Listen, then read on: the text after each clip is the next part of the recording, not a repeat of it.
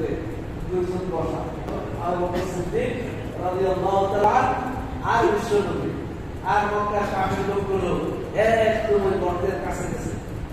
খালি যদি নিচের দিকে একটু পায়ের দিকে তাকায় বিশ্বনবী দেখে নেবে, মাত্র দুইজন। আবু বকর সিদ্দিক বলতেছেন, ইয়া রাসূলুল্লাহ, আমরা তো সরকারি দুইজন, এরা তো অনেক। বিশ্বনবী কি বলছেন? লা তাহজান ইন্নাল্লাহ মা'ানা। আবু বকর, তুমি চিন্তা করো না, আমরা সরকারি দুইজন হলেও আমাদের সাথে কে আছে? আল্লাহ।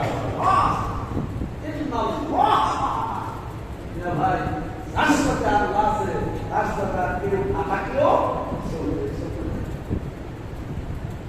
সুতরাং বাক্যের কারে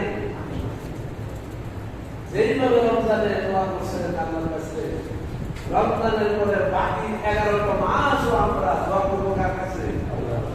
সবকে বললাম, আর অনেক কথা আছে দোয়া করবো।